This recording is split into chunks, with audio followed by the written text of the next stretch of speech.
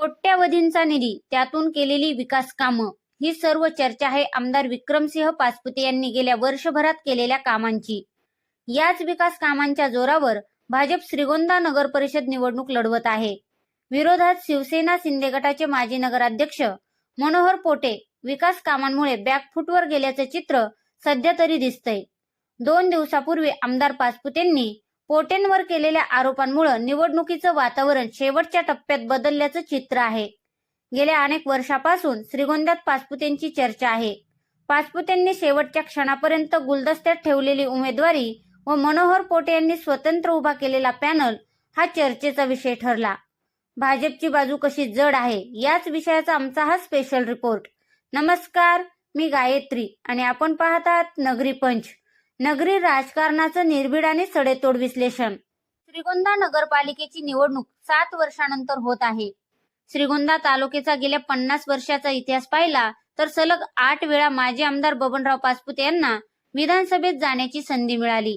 गेल्या विधानसभा निवडणुकीतही विरोधकांचं मतविभाजन होऊन आमदार विक्रमसिंह पाचपुते यांना विधानसभेत जाण्याची संधी मिळाली. महाविकास आघाडीकडून लढलेल्या अनुराधा नागवडे या 3ऱ्या क्रमांकावर फेकल्या गेल्या.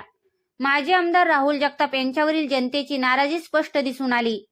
सहकारी संस्था, साखर कारखाना ताब्यात असताना सुद्धा त्यांना पराभव पाहावा लागला. त्यांच्या सत्तेच्या काळात तालुका बकाल झाल्याचं सांगितलं जातंय. शिवाय त्यांच्या काळात वाढलेली दादागिरी चांगलीच चर्चेत आली. वर्षानुवर्षे ठराविक कार्यकर्ते हाताशी धरून जगताप फक्त स्वार्थाची पोळी भाजून घेतात असाही प्रचार झाला. मंत्री विखेही पडद्यामागून खेळ खेळले व ते यशस्वी सुद्धा झाले. त्यामुळे जगताप यांना सत्तेतून पाय उतार व्हावं लागलं. आमदार पाचपुते यांनी विजयी झाल्यानंतर विकास कामातून दाखवलेली स्वप्न पूर्ण करण्याची जबाबदारी घेतली.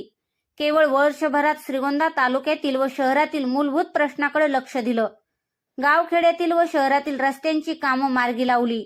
शहरातील महत्वाच्या ठिकाणी पेव्हिंग ब्लॉक, काँक्रिटीकरण, रस्ते यासाठी भरीव निधी आणला. पहिल्याच वर्षात आमदार विक्रम पाचपुते यांनी जनतेच्या स्वप्नांना उभारी देण्याचा प्रयत्न केलाय. केंद्रात व राज्यात महायुतीची सत्ता असल्याने व पालकमंत्री विखेंच्या सोबत स्नेहाचे संबंध असल्याने गेल्या वर्षभरात श्रीगोंद्यातील अनेक प्रश्न मार्गी लागलेत.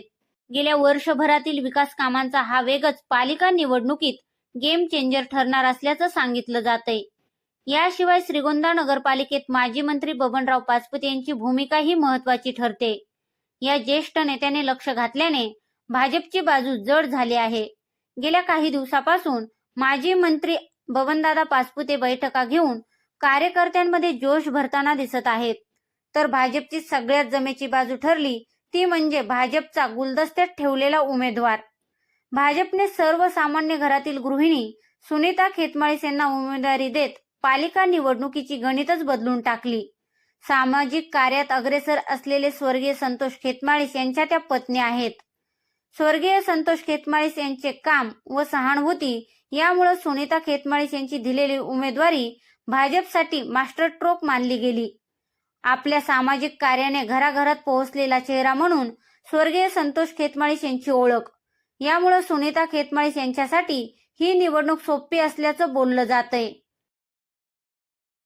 आमदार विक्रमसिंह पाचपुते यांनी केलेली विकास कामं, माजी मंत्री बबनदादा पाचपुते यांनी घातलेलं लक्ष, महाविकास आघाडीत असलेली चलबिचल, पोटेंकडून रखडलेली विकास कामं यामुळे विरोधकांकडून ही पालिका जाईल असं सांगितलं जातंय. मित्रांनो, श्रीगोंद्यात काय होईल असं तुम्हाला वाटतंय हे आम्हाला कमेंट करून नक्की कळवा. शिवाय विषय आवडला असेल तर चॅनलला लाईक व सबस्क्राईब करायला विसरू नका. पुन्हा भेटू नव्या विषयावर. तोपर्यंत जय महाराष्ट्र.